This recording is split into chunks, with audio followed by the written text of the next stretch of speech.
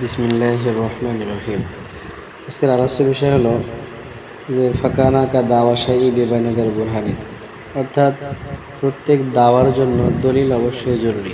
কারণ এই দলিলটা হইতে পারে, দাওয়ার দলিলটা হইতে পারে মুস্তাকিল, হতে পারে দাওয়ার সাথেই থাকতে পারে।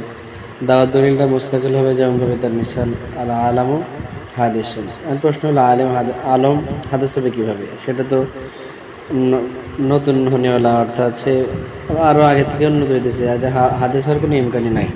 তার মুস্তাকিল দলিল দেবে যে আল আলাম মুতাগায়্যির অকুল্লু মুতাগায়্যির হাদিস। সুতরাং কি আলমটা মুতাগায়্যির, আর মুতাগায়্যির সেটা কি হয়ে যায়? হাদিস হয়ে যায়। এটা তার দলিল।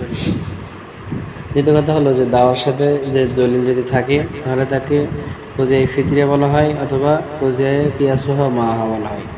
যেমন তার মিসাল আল আরবাআতু যাওজুন, অর্থাৎ চার যেটা সমান সমান ভাগ হনেওয়ালা। তো যাওজ কাকে বলা? চার যেটা জোড়, জোড় কাকে বলে?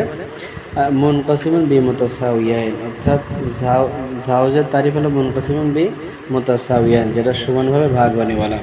এখানে আমরা দেখতেছি যে যাওজের মধ্যে দলিলটা আছে। সেক্ষেত্রে কিতাবের ভিতরে দাওয়া শাই বিবাহিনাত বুরহান কেন বললো? এখানে তো দাওয়ার সাথে দলিল আছে, তো দাওয়া শাই বিবাহিনাত বুরহান বলার দরকার ছিল। তার উত্তরে বলছেন যে দাওয়ার দলিলটা যে দাওয়ার সাথে থাকবে এটা আবার দুই প্রকার। এই দলিলটা সরাতান হবে অথবা জেমনান হবে। যদি জেমনান হয় তাহলে সেক্ষেত্রে দাওয়া শাই বিবাহিনাতিন ও বুরহানিন বলবে।